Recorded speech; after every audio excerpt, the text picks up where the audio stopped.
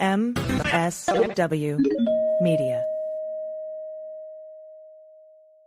The Supreme Court remanded the Alien Enemies Act case back down to the Fifth Circuit Court of Appeals, and at least one of the judges isn't happy about it.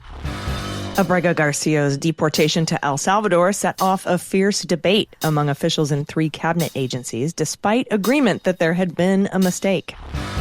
Tulsi Gabbard's chief of staff ordered intelligence analysts to edit an assessment with the hope of insulating President Trump and Ms. Gabbard from being attacked for the administration's claim that Venezuela's government controls a criminal gang. And a federal judge found that the Trump administration violated a court order when it sent a planeload of migrants to war-torn South Sudan, teeing up yet another possible contempt proceeding against the government. This is Unjustified.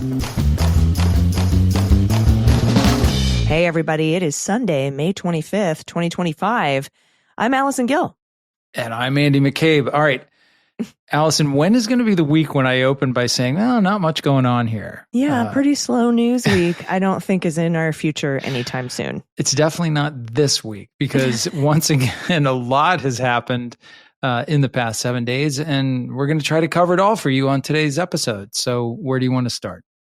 Well, given that we had an entire bonus episode on Monday, this past Monday, dedicated to the Supreme Court decision 7-2, blocking the government from removing members of the putative class in the Northern District of Texas pending the outcome of the litigation over due process and the legality of the Alien Enemies Act, I think we should start there.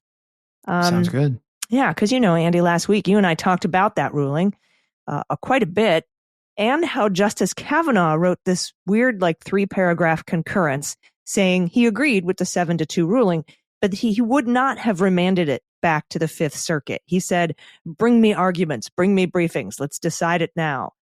But they did. They remanded it back to the Fifth Circuit to determine what constitutes meaningful notice, like more than 24 hours, they said, like 21 days, 10 days. What does it look like to give notice for people so that they can file habeas petitions to not be removed under the Alien Enemies Act? And secondly, they had to decide at the Fifth Circuit whether or not the Alien Enemies Act is even legal to use here in this particular instance. And I joked with you about the Fifth Circuit probably being mad about having to begrudgingly take up the mantle since they had decided just earlier, not that long before, that they didn't have jurisdiction to weigh in. But the Supreme Court said, you gotta. And the Fifth Circuit, you got it wrong on jurisdiction. So you need to do this work. Well, as it turns out, one of the judges on the Fifth Circuit was really, really unhappy about being forced to do this work. Yeah, he was in full on no backsies mode. No backsies. We don't want this one back. But he gets it anyway. And as law professor Steve Vladeck explains on his One First newsletter, on Tuesday, the Fifth Circuit panel that had originally held that it lacked jurisdiction discharged its duty, issuing a summary judgment order that expedited the appeal to the next available randomly designated regular oral argument panel. That should have been the end of it. But Judge James Ho, who's widely viewed as one of the most likely successors to Clarence Thomas and has been accused of rather actively auditioning for the job, had some thoughts that he chose to commit to the pages of the Federal Reporter 4th series. That's the volume of books where the Fifth Circuit opinions are published. In a truly striking 8-page opinion concurring in the panel's order, Ho took serious exception to the Supreme Court majority in AARP 2, which he accused of showing, quote, disrespect to both the district judge and President Trump in favor of, his words, quote, favored litigants like members of Tren de Aragua. And yes, he actually wrote that. Oh my gosh. All right. So AARP2, and they've asked to change the name because the American Association for Retired People is like, this is not us. But AARP2 is the case of the deportees in the Blue Bonnet detention facility in the North District of Texas. That's right. And these are the ones who spelled out SOS in the prison yard with their bodies. And then in the middle of the night were put on buses to Abilene purportedly to be taken out of the country. And that's when they filed emergency, with the Fifth Circuit and with the Supreme Court saying, hey, the district court hasn't said anything, and these folks are about to be put on a plane and to be removed from the country. Please help, step in. There's a time, we're on a time crunch here. The buses were turned around. But let's turn to Judge Ho's opinion. And this is not the same Judge Ho that decided the Eric Adams case. This is a different Judge Ho in the Fifth Circuit Court of Appeals. Petitioners identified as members of Tren de Aragua, a designated foreign terrorist organization, should not be allowed to proceed in this appeal. Our April 18th order held that we lack jurisdiction to grant the relief sought by the petitioners. But last Friday, the Supreme Court reversed our unanimous decision over a vigorous dissent by Justice Alito, joined only by Justice Thomas. As an inferior court, we're duty-bound to follow Supreme Court rulings, whether we agree with them or not. We don't have to like it, but we have to do it. So I concur in our order today, expediting our consideration of this matter as directed by the Supreme Court. But I write to state my sincere concerns about how the district judge, as well as the president and other officials, have been treated in this case. I worry that the disrespect they've been shown will not inspire continued respect for the judiciary, without which we cannot long function. Wow. Yeah. A little bitter, Judge Ho? I don't know. Okay, so he continues, it is not the role of the judiciary to check the excesses of the other branches anymore. Whoa. I knew you were going to hit the pause button on that one. Yes, it is. If you define excesses as constitutional excesses, things that go beyond your constitutional authority, then actually that's exactly your job. That's your job. It's your only job. Yeah. Yikes. Okay. Sorry for interrupting, but no, that's okay. Any more than it's our role to check the excesses of any other American citizen. Judges do not roam the countryside looking for opportunities to chastise government officials for their mistakes. Well, that's good to know. I want to see like an animated short of justices and judges roaming the countryside. Roaming the countryside. Like in the old days when they used to actually ride the circuit. Yeah. That's where that comes from. But I wish they still rode the circuit. I know, right? You actually have to travel by horseback, even in this day and age. The countrysides. Okay, he goes on to say, he seems to have a real problem with the urgency of the petition. I'll just say that.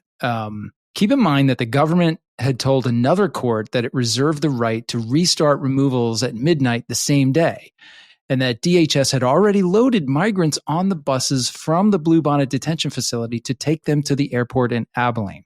Despite all that. So you don't really have to roam the countryside. It's on your docket, sir. Yeah, for sure. So despite all those facts, he says, quote, rather than commend the district court, however, the Supreme Court charged the district court with, quote, inaction, not for 42 minutes, but for 14 hours and 28 minutes. This inaction was, according to the court, tantamount to, quote, refusing to rule on the injunction. He goes on, this charge is worth exploring. To get to 14 hours and 28 minutes, rather than 42 minutes, the court was obviously starting the clock at 12:34 a.m. rather than 12:48 p.m. when petitioners told the district court for the first time that they wanted a ruling before the government could respond. But starting the clock at 12:34 a.m. not only ignores the court's express instructions respecting the government's right to respond, it also ignores the fact that the court is starting the clock at all at 12:34 a.m. You can almost hear the intensity in his writing. We seem to have forgotten that this is a district court, not a Denny's. All right, I'm going to give him some props for that line. That was funny. He landed that one. This is the first time I've ever heard anyone suggest that district judges have a duty to check their dockets at all hours of the night, just in case a party decides to file a motion. You know, the deportations under the Alien Enemies Act are also not a Denny's, sir. Yeah. They happen in the middle of the night. They're kind of like a Denny's, actually. It's just going constantly, cranking out those Grand Slam breakfasts, whether you want them or not. That's kind of true. the way the deportations they are are going. Denny's. They are a 24/7 operation. You're right. So when that's what you're dealing with, that's what you're dealing with. You got to get up and handle the case. I think that's what the Supreme Court was suggesting. Yeah, he's like, what do you want? I can't be expected to get up at the crack of noon and look at the docket. Just to keep these awful Tren de Araguas from being sent to a foreign dungeon. Yeah, against the law. Actually, you can. Yeah, you can. You actually should. Anyway, he's not finished. He says, if this is going to become the norm, then we should say so. District judges are hereby expected to be available 24 hours a day, and the Judicial Conference of the United States and the Administrative Office of the United States Courts should secure from Congress the resources and staffing necessary to ensure 24-hour operations in every district court across the country. If this is not to become the norm, then we should admit that this is a special treatment being afforded to certain favored litigants, like members of Tren de Aragua, and we should stop pretending that Lady Justice is blindfolded. Wow. Oof. Wow. He concludes, this appeal should be over. Over. I just added that. Petitioners denied the district court the opportunity to rule on their emergency motion in the first instance. That alone should have been enough to terminate this appeal, but the Supreme Court has reversed our unanimous judgment, so this appeal must now proceed. I accordingly concur. And I just want to remind everybody here that once the Fifth Circuit Court of Appeals was weighed in on by the government, that gave the Supreme Court jurisdiction to do what they did, regardless of the 14 hours or the 42 minutes. Yeah. So the Supreme Court having jurisdiction and remanding this back. Now, keep in mind, Kavanaugh didn't want to remand this back to them and wanted to do all the arguments and briefings himself. Not himself, but, at Hear the it immediately. Supreme Court. Yeah. Mm-hmm. But to be really angry about the Supreme Court's remand when, regardless of what the district court did, the Supreme Court did have jurisdiction, and they were able to vacate. They were able to treat it as a writ of certiorari and vacate the Fifth Circuit's decision because the government responded. So it's wild that but I think what is even more kind of shocking, Andy, is so it seems like the Supreme Court and Tren de Aragua are pals, and that the Supreme Court is palling around with terrorist organizations at Denny's in the middle of the night or whatever. It's just bizarre. It's really crazy. I've never seen anything like this.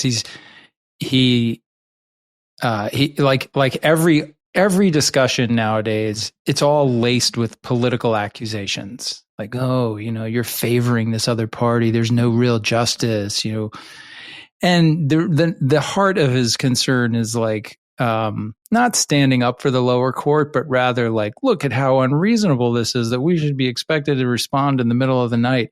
What do you think the Supreme Court does all the time on these last second requests for appeals from execution orders, right? Like, this stuff doesn't come in only in business hours. It's just the way it goes.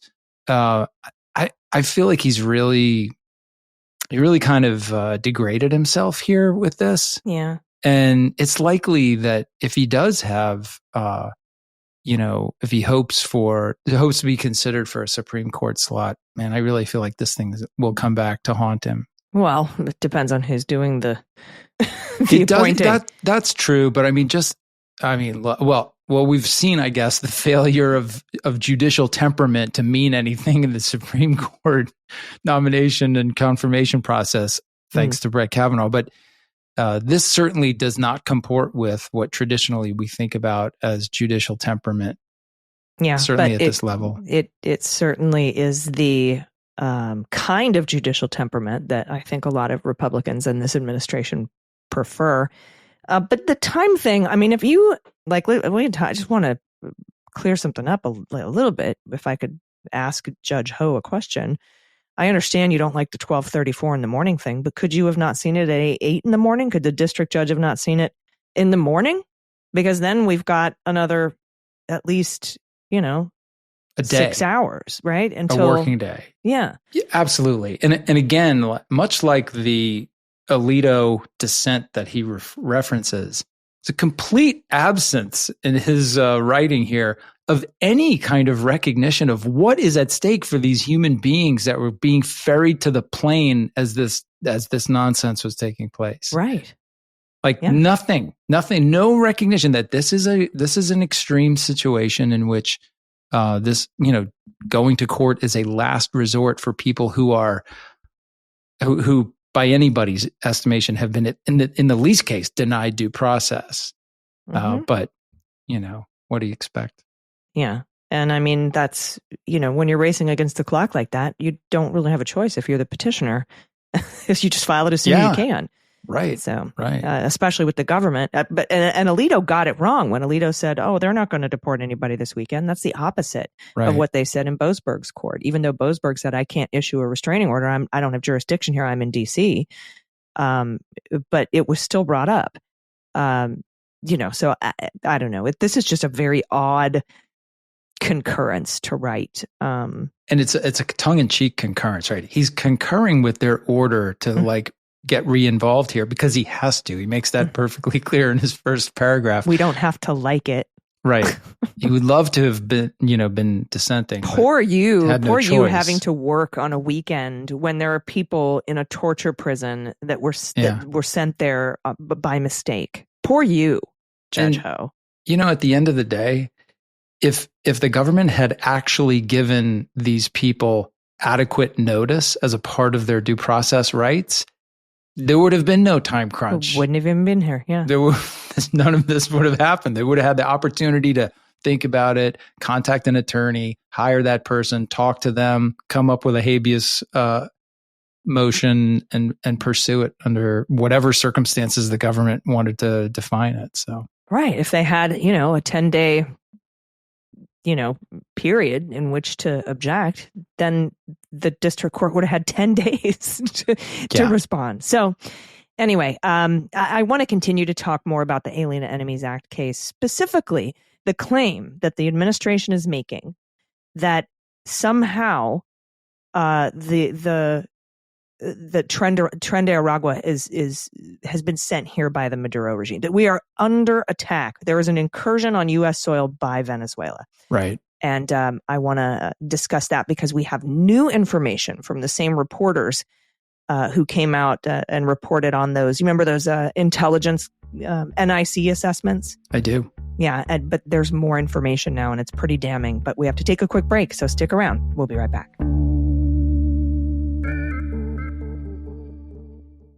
Hey everybody, it's AG. If you're still tossing and turning all night and feeling edgy during the day, let me tell you what finally worked for me. CBDistillery's sleep gummies. I've tried a lot of things to calm my brain and slow my thoughts down and actually stay asleep, but nothing helped quite like these. Within about 30 minutes, my body felt calm, my thoughts stopped spiraling, and I got the deep sleep I've been missing. It's no wonder over 90% of CBDistillery customers report better sleep. The stuff really works. And it's not just for sleep. They've got clean, high-quality CBD for stress, pain after workouts, focus, mood support, and even CBD treats for pets.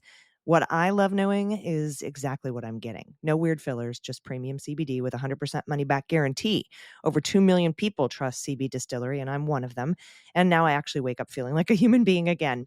And I want to thank CBDistillery for sponsoring this episode. You can get 25% off your entire purchase at CBDistillery.com and use promo code UNJUST.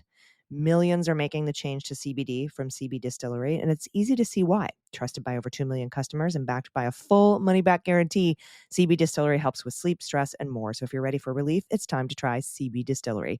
So again, for a limited time, you can save 25% on your entire purchase. Just visit CBDistillery.com and use promo code UNJUST. That's CBDistillery.com, promo code UNJUST. One last time for everybody in the back, CBDistillery.com. And don't forget to use our code UNJUST. Specific product availability depends on individual state regulations.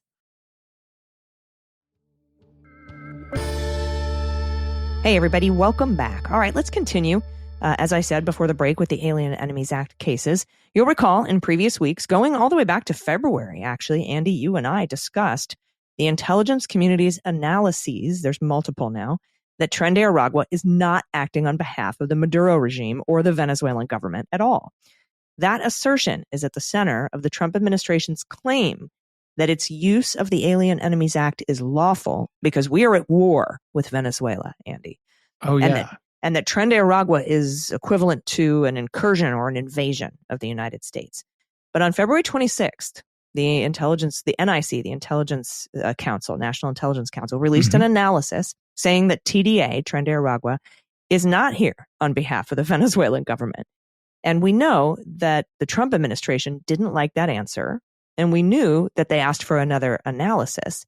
And we got one, April 7th, saying pretty much the same thing, but explaining the only reason the FBI had a little bit of a disagreement was because it's possible, though not confirmed, that some members of Maduro's regime might have sent some members of TDA to 5 or more countries to stir up trouble. But that was all very iffy, right? That intelligence was not very well sourced. But the overall assessment remained the same. There's no official ties between TDA's presence in the United States and the government of Venezuela. Well, this new reporting, Andy, from the New York Times shows that not only did the Trump administration ask for that new assessment, they actually asked the intelligence analysts to edit it, make changes to their conclusions. Those people refused and ended up being fired, though. That's right. So we know from the New York Times, new emails document how a top aide to Tulsi Gabbard, the director of national intelligence, ordered analysts to edit an assessment with the hope of insulating President Trump and Ms. Gabbard from being attacked for the administration's claim that Venezuela's government controls a criminal gang. Quote, "We need to do some rewriting and more analytic work so this document is not used against the DNI or POTUS." Wow. Yeah. Joe Kent, the chief of staff to Ms. Gabbard, wrote in an email to a group of intelligence analysts and officials on April 3rd, using shorthand for Ms. Gabbard's position and for the President of the United States. So thanks for your intelligence analysis, but can you change it, please, to protect the president and Gabbard? Wow. Yeah, like totally missing the point of what intelligence is and how the process works and what it's based on. And this guy is a very high-ranking person at the DNI and about to get another job. Yeah, that's frightening. Yep. Now, the article goes on to say the Times reported last week that Mr. Kent, who you were talking about there, had pushed analysts to redo the assessment dated February 26th of the relationship between Venezuela's government and the gang, Tren de Aragua, after it came to light that the assessment contradicted a subsequent claim by Mr. Trump. The disclosure of the precise language of Mr. Kent's emails has been added to the emerging picture of the politicized intervention. And I'm glad they recognize this as politicized. Yeah. The final memo, which is dated April 7th and has since become public, still contradicts the key claim that Trump made to justify sending people accused of being members of Tren de Aragua to a notorious Salvadoran prison without due process. It still says the same thing. Emails on the topic from Mr. Kent, who is also Mr. Trump's pending nominee to lead the National Counterterrorism Center, yikes, have circulated within the intelligence community and were described by people briefed on them. Mr. Kent's interventions have raised internal alarms about politicizing intelligence analysis. Defenders of Mr. Kent have disputed that his attempted intervention was part of a pressure campaign, arguing that he was trying to show more of what the intelligence community knew about the gang. All right, so hold on a second here. Here's a little insider knowledge. The way you know what the community knows about an issue is you ask the NIC, the National Intelligence Council, a question. Hey, what's the deal with Tren de Aragua? Are they part of the Venezuelan government? Were they sent here by the government? Blah, blah, blah. And then you wait. And what the NIC does is they scrape up everything that we have on this subject. They go through it all, they organize it, and they come back to you with a finished product that includes their analytical judgment based on the analysis and the record. It could be like source reporting, it could be interviews, it could be anything, it could be open source reporting, and they give you their official position. But when you call back and say, no, put this in, you are taking that piece of analysis and turning it into a political argument. Mm-hmm. Okay, so the disclosure of his emails supports the accounts of critics who said he was applying political pressure to generate a torqued narrative that would support, rather than undermine, the administration's policy agenda. Yes, the White House requested the original assessment in February as it was preparing Mr. Trump's Alien Enemies Act proclamation. They said we should get some supporting evidence here. But we have the proclamation. We know what we're proclaiming. Can you just give us something that says we're right? Yeah, we have a proclamation in search of supporting evidence. That's right. Even after the council produced its first assessment, Trump proceeded to sign the proclamation that put forward the opposite claim in order to activate wartime deportation powers. So either he knew about it and ignored it, or he didn't have anything to do with it, and Stephen Miller was signing it for him in AutoPen. The disconnect first came to light in a March 20th Times article that reported on the existence of the February 26th memo. That's when we brought it to you here on Unjustified, and detailed why the intelligence community had reached its conclusion. The Times also reported that the FBI partly dissented and thought there were some links possibly between the gang and Venezuela's government based on information that the rest of the country's spy agencies thought was not credible. The Trump administration reacted with alarm to the disclosure of the intelligence assessment. On March 21st, a Friday, Todd Blanche, the Deputy Attorney General, who is also a former criminal defense attorney for Trump, issued a statement saying the Justice Department is going to open a criminal leak investigation, while also portraying the Times article as inaccurate. The following Monday, March 24, Mr. Kent sent an email to several people, including Michael Collins, then the acting head of the National Intelligence Council, attaching a copy of the Times article to his message and telling the team to look at it. Mr. Kent said it was necessary, quote, to rethink the assessment according to multiple people who described it. Not because the Times article had any new evidence. We don't like the way the Times wrote this story, so let's rewrite our analysis. Okay, quote, flooding our nation with migrants, and especially migrants, and of course he puts quotes around the word migrant, who are part of a violent criminal gang, is the action of a hostile nation, even if the government of Venezuela isn't specifically tasking or enabling TDA's operations, Mr. Kent wrote, according to the people briefed on the email. Actually, no, I can't. I don't know how you would think you would have an analyst that would draw that conclusion. Mr. Kent's comment that the Maduro administration wasn't, quote, tasking or enabling the gang's operations appears to be a concession that Mr. Trump's claim might be doubtful. I like the wording there. Yes. The admission that they're full of it kind of points to the fact that Trump is full of it, I think is probably a more robust way to say that. Mm-hmm. But Mr. Kent doubles down on the idea that Venezuela had taken advantage of Biden-era immigration policies to allow migrants, including gang members, into the United States. Still doesn't mean that it's an incursion by a foreign government. Mr. Collins agreed to start work on a new council assessment, according to people familiar. Collins and Kent exchanged several emails on April 3rd and April 4th. That's a handful of days before that second assessment came out. But in one long email on April 3rd, Kent asked for changes, arguing that it wrongly, in his view, made it sound as if the Venezuelan government had no connections to the gang. Quote, let's just come out and say TDA leaders are given sanctuary in Venezuela as their gang members commit horrendous crimes in America. And then we can provide the context about our exact knowledge of relationships between TDA and the Venezuelan government. That's what Kent wrote. Kent was also mad that the memo didn't blame Biden. Quote, TDA didn't need logistical support from the Venezuelan government because Biden provided it for them. So again, he's admitting that they don't have any connection. So you want us to say that the Venezuelan government really supported and sent all these people, but what you really think is that it's Biden's fault. Yeah, they didn't need to because Biden provided support to Trent Maybe we're being invaded by Biden. Oh, I think maybe you're right. This is just, it's crazy. It's so circular. It's ridiculous. I know. He went on to say, I understand some may view this as political, but it's not. Oh, so you understand Wow. I mean, saying it's not doesn't make it not. Well, I'm telling you, this is not political. That's what he's saying there. Now I get this, Andy. According to the Times, Collins, the guy at the Nick, actually made several edits to the memo before it was released April 7th at the direction of Kent. So what we actually got goes easier on the Trump administration than it did originally. In fact, Mr. Kent was happy with the final memo. And he is the one that authorized its release via the FOIA request, which is hilarious because Todd Blanche launched an investigation into the leaks, and then Tulsi Gabbard fired the guys at the Nick. But it was Mr. Kent that said, this looks great, send it out.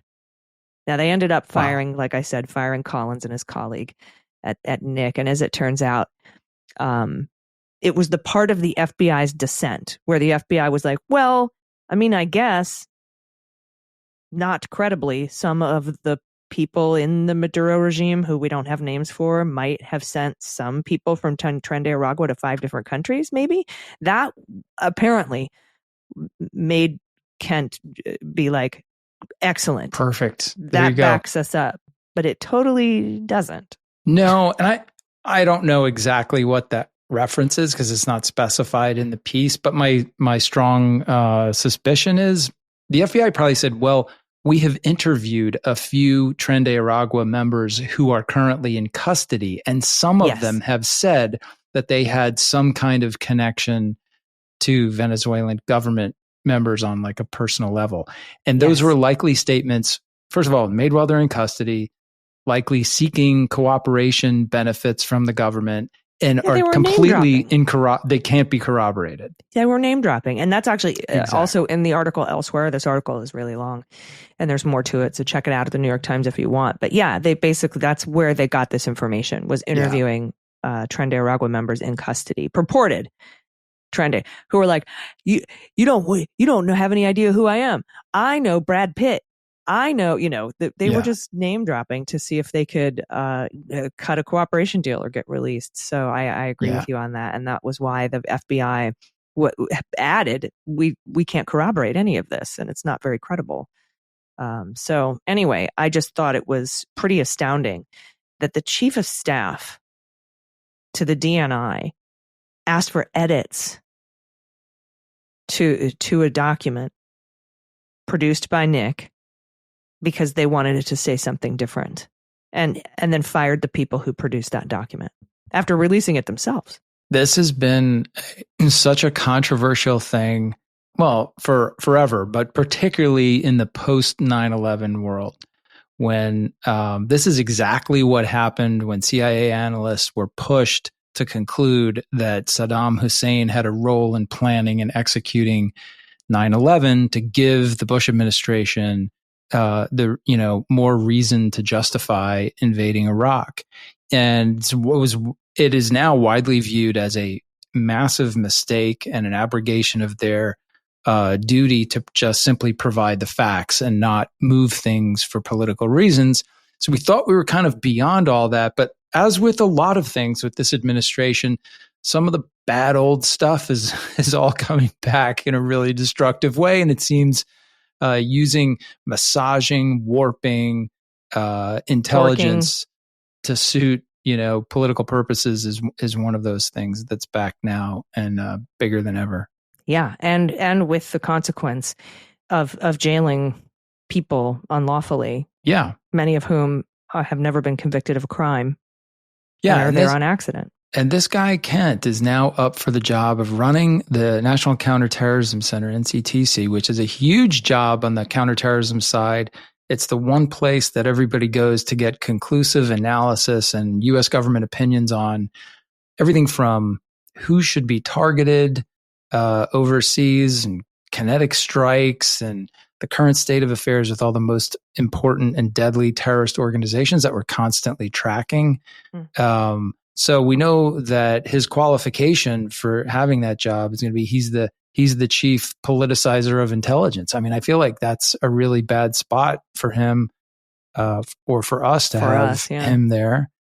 But we'll have to see how that goes. It is a Senate confirmed position, so I expect he'll probably see some pushback from at least half the folks up there. Yeah, I hope so. And I'm assuming the members of that committee have this information and are well aware of it.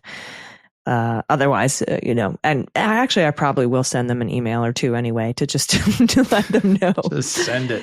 Hey, just listen to this episode of Unjustified, would you? All right, we have actually some behind the scenes information about what happened between agencies regarding Abrego Garcia as well. And it's also pretty damning for the government. So we want to cover that, but we have to take a quick break. So stick around. We'll be right back.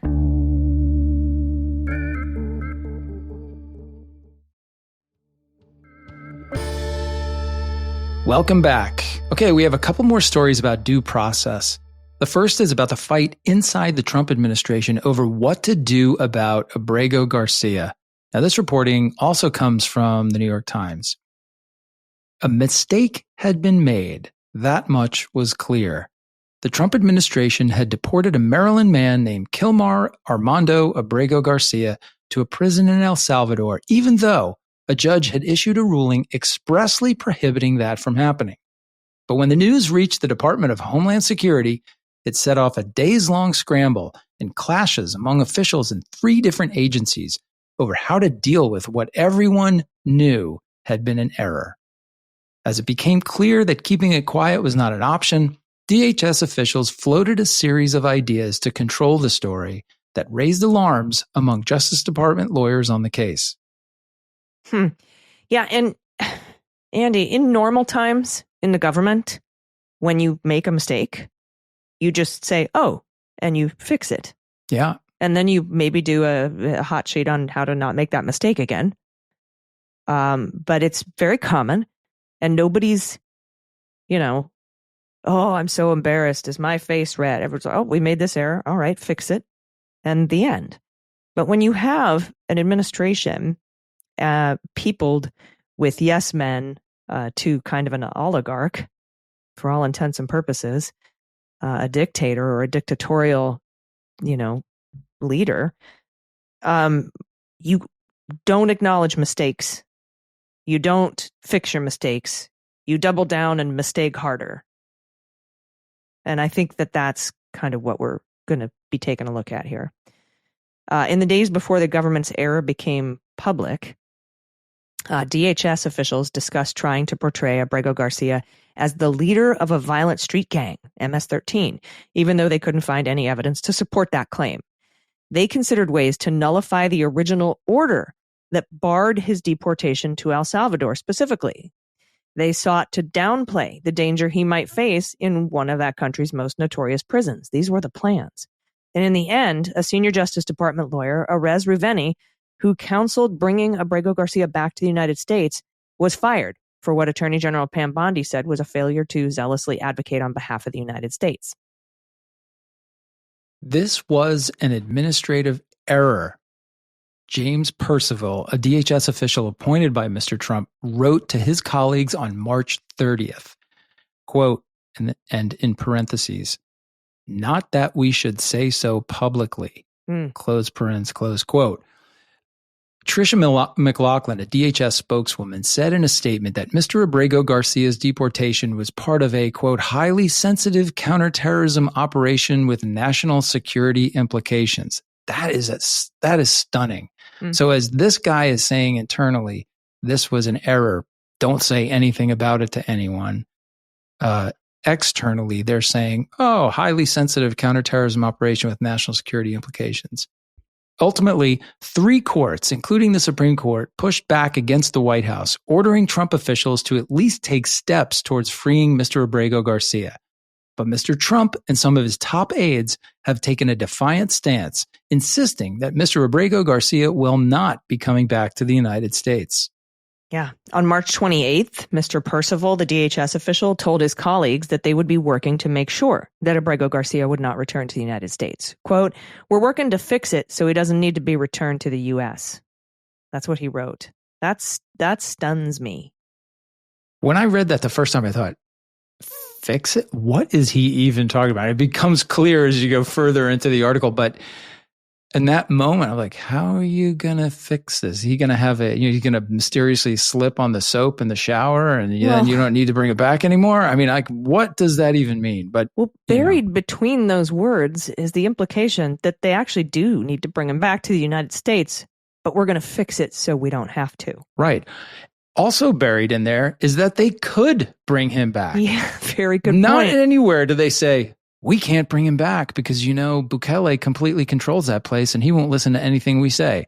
You don't see that in this article or on these emails anywhere. And if I were Judge Boasberg, I would say, why would you say that you're working to fix it so you don't need to return him to the U.S. if you're unable to do so in the first place? Yeah. Wouldn't you just say, we don't have to fix this because we can't get him back because we don't have custody? We don't have custody. The guy who has him won't answer our phone calls. We asked for him back. They said no, nothing, none of that. Yeah. Now, Joseph Mazzara, a Trump-appointed official serving as the top lawyer at DHS, concurred. Quote, we're also trying to keep him where he is. Oh, does that mean you have control over him? Mm-hmm. Okay. Not everyone was on board, though. Over several days, Mr. Riveni, the Justice Department lawyer we talked about, who had risen up the ranks over more than a decade with the agency, advised colleagues that they really needed to return Abrego Garcia at once. One of Mr. Riveni's chief concerns was that Judge Sines would not look kindly on the fact that the U.S. government was keeping someone abroad who'd been wrongfully removed. Quote, I don't think the court will receive the suggestion it's fine to keep him there while we sort this out with any sympathy, he wrote. And the longer he stays there, the more difficult it becomes for us to hold the line on this, that this is not our own custody, just paid through El Salvadorans. Wow. So there's that. Yeah. DHS officials said they wanted to solve the problem by trying to reverse the original order that should have kept Mr. Abrego Garcia from being sent to El Salvador in the first place. And they wanted to do so while he was still in Salvadoran custody. So, of course, that was the only order that he had before this whole thing started, was a judge, because of his asylum claim, had signed an order saying he could be deported, but not to El Salvador, because the threat against his life and his family's lives comes from this gang, Barrio 18 in El Salvador. Okay, so Mr. Riveni did not agree. Quote, how do we reopen his removal proceedings with him abroad? He asked. At that point, he won't have a valid executable order. So what he's saying there is, first of all, you can't have a judicial proceeding to get rid of that no removal to El Salvador order if the guy's not here. It's his thing. It's his order. And even if you went through that process, you would essentially invalidate the current order of deportation. Right. It would put everything back on the table again. And of course, he would have the right to be there arguing for himself. But right. Yeah. And then, Riveni said actually the cleanest solution here is to bring him back to the United States. Yeah, so there is that. What we're learning here is that, because we knew Mr. Riveni said in court, we know what he said in court. And now we're learning what he was saying behind the scenes. Like, what in the absolute HE hockey sticks are you talking about? We're going to remove the order. We're going to open up proceedings for him in El Salvador. What are you talking about? He's there by mistake. He needs to be brought home. And Andy, I'm beginning to see why Trump fired Riveni, right? Yeah. Already, the government appeared to be highly alerted to any possible backlash publicly over the mistake. Mr. Percival, for instance, had asked his colleagues early on if the DHS spokeswoman had been informed about the comms implications of the case. How about the confinement implications? Yeah. Now, how does this look, though? Mr. Percival appeared to quickly realize that withholding the information was not tenable. A day after telling his colleagues that the government should not admit its error publicly, he reversed course and suggested the Justice Department's response in court, quote, would be much better if we could own that we made a mistake. Quote, but I guess we need to figure out whether we're allowed to say that, he said. Around the same time, officials at DHS began to float the idea internally that Abrego Garcia was a leader in MS-13, which is a violent street gang at the center of the president's deportation agenda. If that were the case, it might make leaving him in El Salvador not legal, but more palatable to the public. Yeah. Mr. Percival asked other officials at one point whether they could tell Judge Sinise that Mr. Abrego Garcia was an MS-13 leader. Mr. Ravenni said that they could, but only if someone put their name to the accusation in a sworn court declaration. And I'm sure after reading that email, all the recipients like turned their computers off and walked out of their offices. No, like, me. No, not me. In the end, Immigration and Customs Enforcement officials backed away from the claims.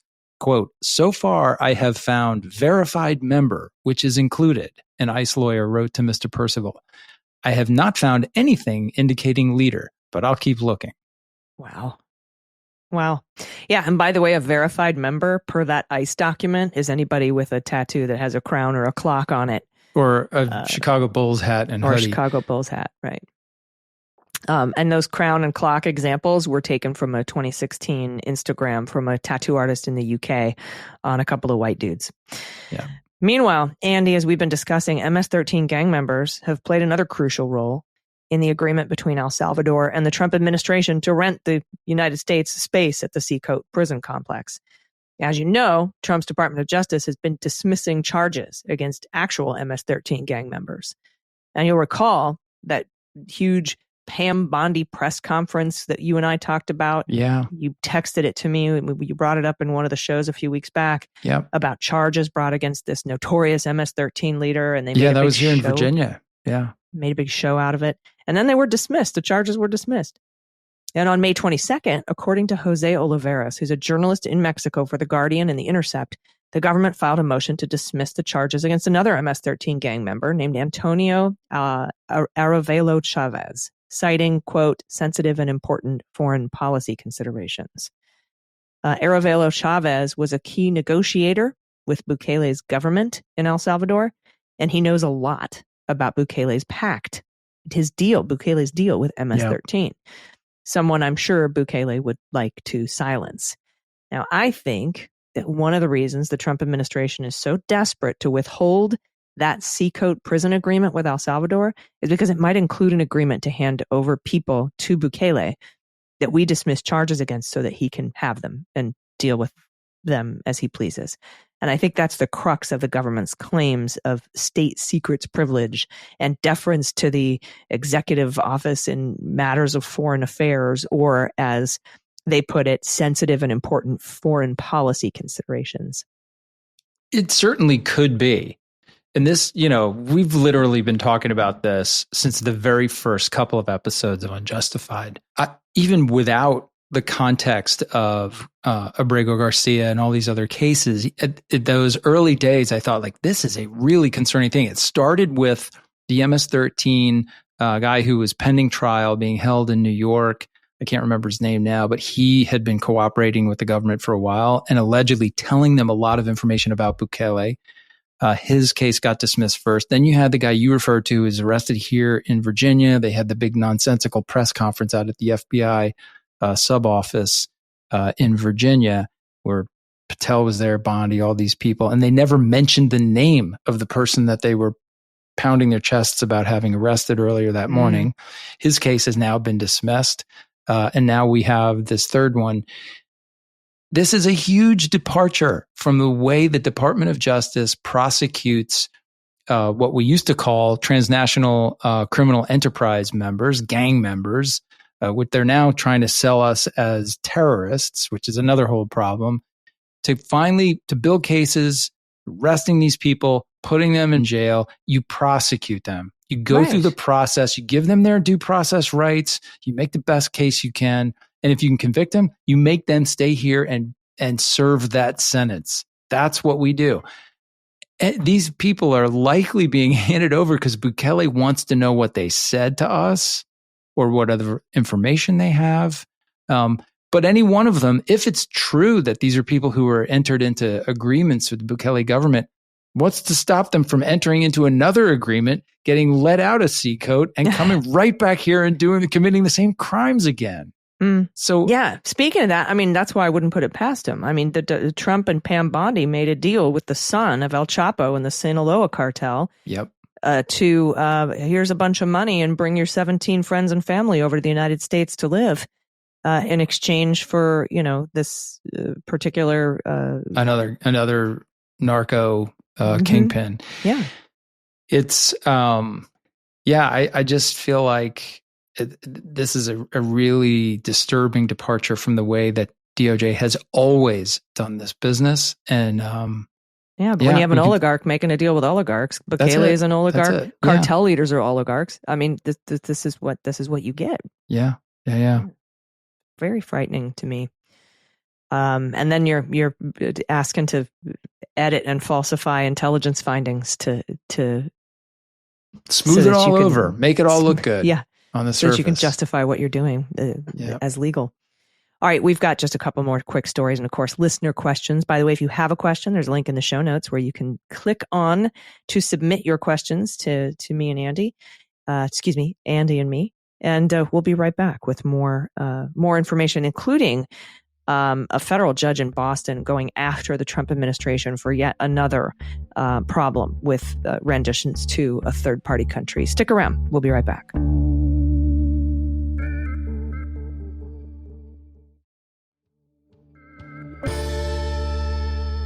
Welcome back. Okay, just a couple more stories before we get to listener questions.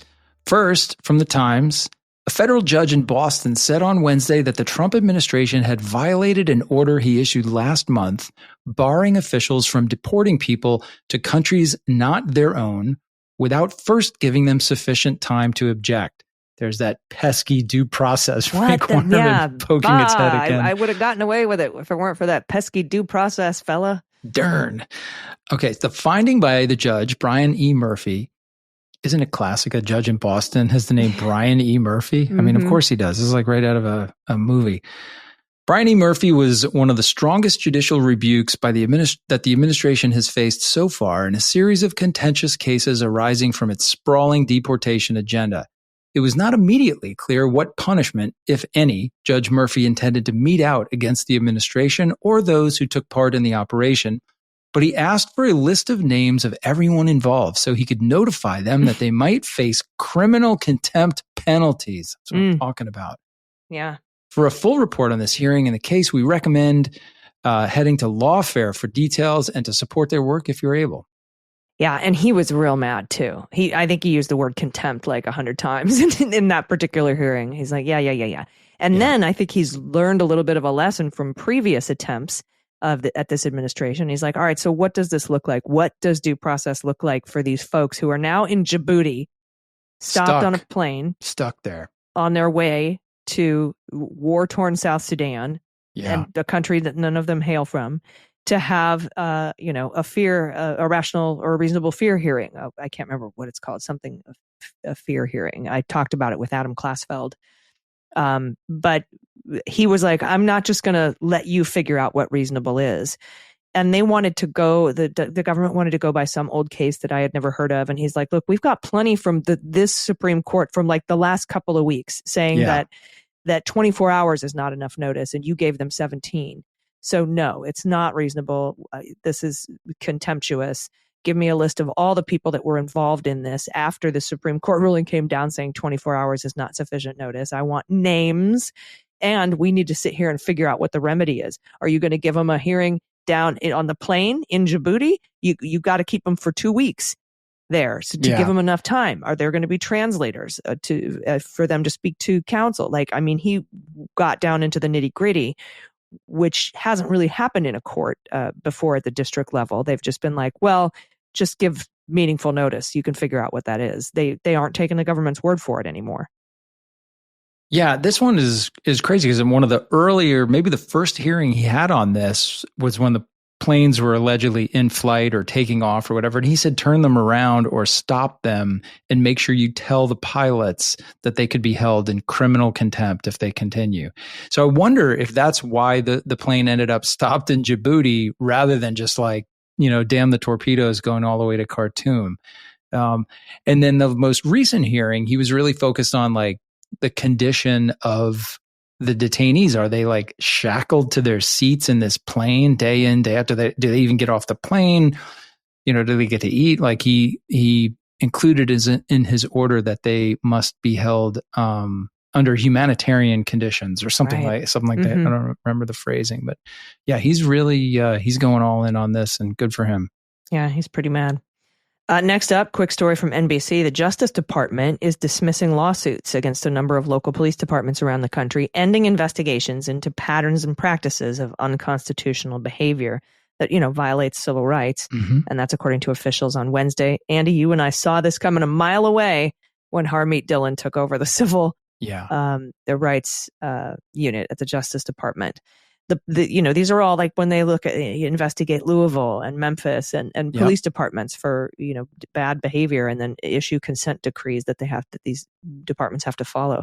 The pullback from police oversight comes amid a major change at the Justice Department's Civil Rights Division since the start of the Trump administration and the confirmation of Harmeet Dillon, Trump's pick to lead the division. Officials said lawsuits filed during Joe Biden's administration by Merrick Garland against two city police departments, Louisville, Kentucky, and Minneapolis, would be dismissed. They've also canceled active consent decrees. Other investigations into policing in Phoenix, Trenton, New Jersey, Memphis, Tennessee, Mount Vernon, New York, Oklahoma City, and Louisiana State Police will also come to an end. They're just ending them. Not interested in that work anymore. Not interested in enforcing the Voting Rights Act. It's just like they just should change the name to the no longer Civil Rights Division or something like that, because it's a 180-degree turnaround from why that division was created in the early 1960s for the purpose of securing voting rights for Black people in the South. Yeah. Okay, so also from CBS, we get the Justice Department is shaking up the priorities for a popular grant program that provides millions of dollars in aid to budget-strapped local police departments across America, according to public documents reviewed by CBS News. In a fact sheet for the Community Policing Development Micro-Grant Program, the Trump administration eliminated language that encouraged police agencies to seek federal money for initiatives to help underserved populations, build trust in the police, boost diversity in police departments, and support community violence intervention. Yep. The instructions to local police departments now for funding in 2025 mark a noticeable shift from the guidance issued by the DOJ during the Biden administration, because the 2024 guidance under the Biden administration prioritized efforts at building trust and legitimacy with communities and community violence intervention initiatives, which include efforts to combat racism and trauma and poverty and other triggers to violence. Instead, this administration lists immigration and border security, violent crime prevention, and uplifting the image of the law enforcement profession, unless you're a Capitol Police officer, I guess, as programs that are priorities for the highly sought-after grants, which are administered by the Justice Department's Community-Oriented Policing Services Division. So they're going from, community outreach, mental health, equity, inclusion, diverse, policing, et cetera, to we want the cops to look good and immigration. That's where the grants are going to be focused from now on. Yeah, and really this was the only hope for the police organizations that took advantage of this funding. This is really the only chance they had of doing that, because the budgets are so tight in law enforcement across the board. There's no room for things like this that aren't directly contributing to additional arrests. Yeah. There's no opportunity to try to do like de-escalation training. There's no opportunity to seek alternative results and like look at all the calls that police officers have to take regarding people in mental health in the midst of a mental health crisis. There's been so much talk about like trying to think about better, less confrontational ways to resolve those incidents. Forget it. You can forget all that. Right. There's no money. It ain't happening. I had a woman on from the Urban Peace Institute on the Beans who was afraid that their grants were in jeopardy. And this pretty much confirms that they are. Unless you're unless you're helping ICE out, you're not going to get any funding. Yeah. Very, very, very different priorities now. All right, shall we hit some questions? Yeah, time for some questions. Who do we have sending in questions today? Well, we had a lot of people sending them in. Would love to go through all of them, but of course we don't have time for that. But so I picked two that I thought were pretty interesting and touch on things that you and I have talked about a lot. So first one comes from Aaron. Aaron says, I have a question about Jack Smith and Merrick Garland. Do you think this administration is just picking low-hanging fruit to harass? The silence from Ed Martin, Bondi, and the merry band of sycophants about Jack and Merrick is deafening. Do you think that they are trying to get momentum with easier cases before touching that flame? It seems they're afraid with these two. What are your thoughts as to why the silence? Aside from the obvious idiocy of it all. Yeah, aside from the obvious idiocy. Well, that was going to be my answer, Aaron. So I don't really have anything. Well, I think that they have kind of sort of peripherally gone after Jack Smith by attacking lawyers and law firms where lawyers who have worked with Jack Smith work at. Same with Mueller, right? They went after a law firm that Weissman, who worked for Mueller years ago, worked at for a minute, but now hasn't worked there in years. So I think they're sort of peripherally kind of coming at this. Mm-hmm. I don't think they'll go after Merrick Garland necessarily, because I think enough people on the left already don't like that guy.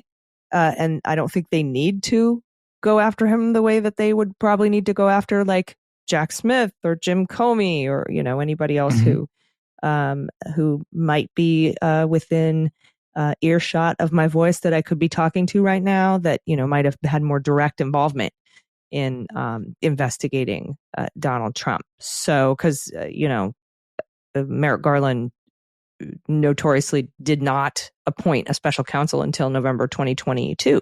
Yeah. Yeah, so, I think that's true. I think also, Aaron, I would say patience. Have patience, because we are still in early days here. And I do feel like as we get deeper and deeper into this administration, the revenge actions will grow. It's not the kind of, you would normally think like, oh, they come in all full of you-know-what and vinegar and then that'll kind of tail off. That's not going to happen here. It's the other way around, because they have things that they need to get done politically up on the Hill. They know that some of these moves will probably provoke a lot of criticism. And so I feel like they're holding their fire on some of this stuff right now to get past like the big, beautiful bill and other things they want to get done. And they're really focused on immigration. So these things may emerge as we go forward as Ed Martin comes up with his list of whatever he's going to do to people he can't even charge. Right. A lot of talk online about he's got some list that he's supposedly coming out with soon. So who knows? We'll see if there's more developments there. But I would say we are, Jack and Merrick are definitely not out of the woods yet. That's a good point. That is a good point. All right. So last one is from Chuck. Chuck says, AG and AM, your clarity and erudition on subjects of national importance is hugely appreciated. Please keep it up. My question is, since the Constitution defines birthright, citizenship, and other provisions, and it defines the means of modifying the Constitution by the amendment process, why are Trump's EOs or other administrations' unconstitutional actions not simply dead in the water? It seems to me that the only thing to determine is whether the said action is or is not constitutional. If it's not, it's done and has no legality. Why not have that question resolved immediately and then forgo all the litigation, stays, injunctions, what have you? Well, the only way to answer that question is through litigation, which comes with stays and injunctions and all of that jazz. Yeah. Dead in the water, somebody has to dub it dead in the water. And the someone who does that is ultimately the Supreme Court. Yeah. And I guess the thing that I would highlight to you here, Chuck, and it's kind of an unsatisfying answer, but it's super important, is what you're frustrated about, and I get it, it's slow, but is the process. And the process is really important. The process is you can only bring an action if you have, a stake in the matter and you have what we call standing. And you can only bring it to a court that actually has jurisdiction over that issue and that decision. And the first thing that you can do is get a stay to make the government stop doing the thing that you allege is illegal.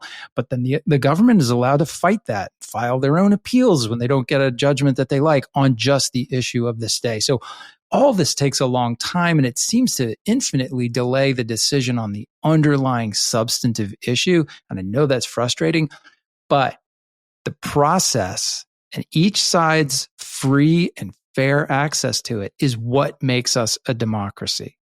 Yeah. So we have to really, in the words of Tim Snyder, to support our institutions. One of those institutions is the system of justice. We have to support it and embrace staying with the normal order, because we don't break it for ourselves, and we don't break it for the tyrants on the other side. And it is that maintenance to the standard, staying true to the principles of justice and obeying court orders even when we don't like them. That's what keeps us from veering off the cliff into tyranny. And even though it takes a long time, hang in there with us. At least we'll make you laugh talking about it on Justified. So we don't cry, week. right? Yeah, exactly. The Alien Enemies Act proclamation was issued 2 months ago, and we still don't have a Supreme Court ruling on the legality of the invocation of the Alien Enemies Act. But we should be getting one soon, even though James Ho really, really, really, really, really doesn't want to do it. He has to do it on an expedited basis at the Fifth Circuit, which will ultimately make its way up to the Supreme Court. Yeah. And then we've got all these contempt proceedings, and in order to, get into contempt proceedings, you have to have discovery, and in order to get into discovery, you have to resolve threshold issues like, privilege, for example. This is just the order of operations and the normal order, and it's what we're trying to preserve. So it would be weird to circumvent due process to seek due process. Yeah. Birthright citizenship is another great example. Like almost everyone, conservative or liberal, legal, pundits and stuff will say the order is almost 100%, not 100%, but like everyone says it's going to be declared unconstitutional. It should be. It's clearly unconstitutional. But the Trump team, which they're the champions of delay. If you listen to Jack, you totally know that.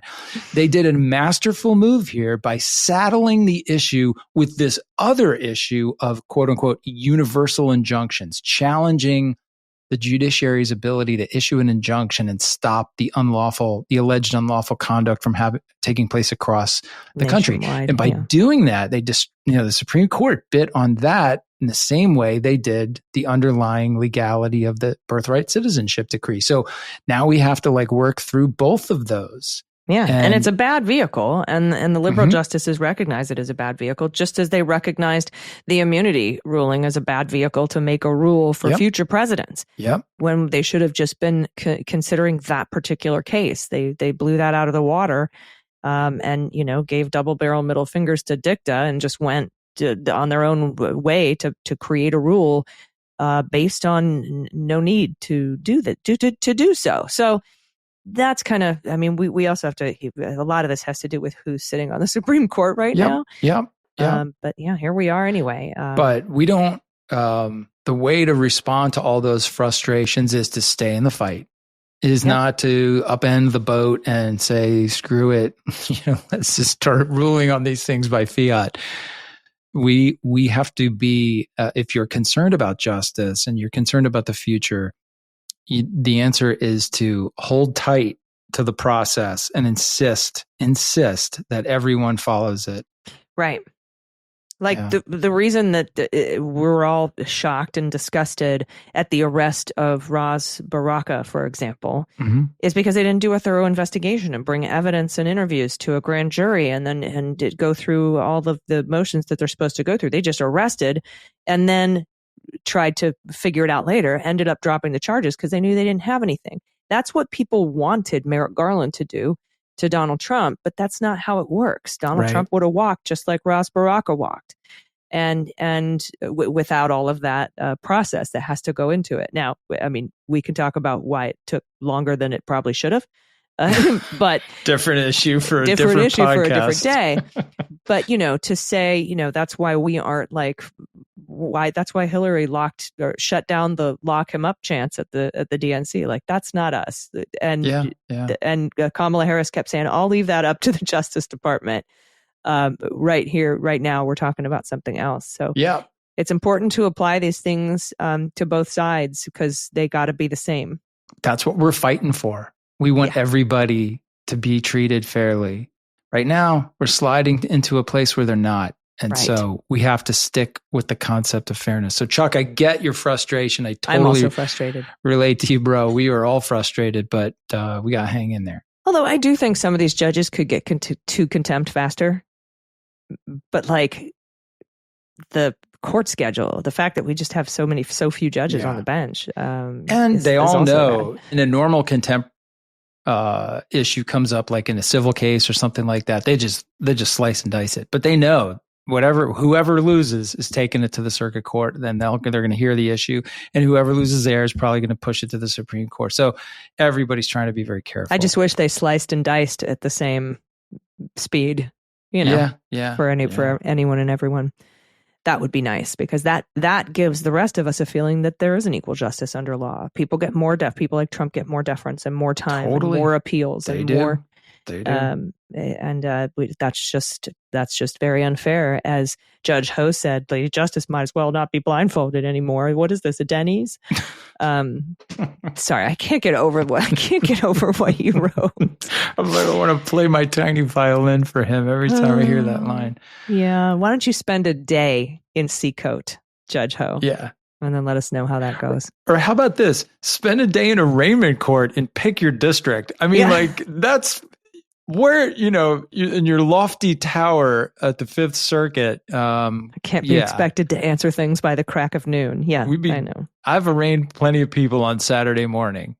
When I was an agent, I'm not the judge, but you take, people get picked up. People are working. There's a judge on that day. It gets heard. They go.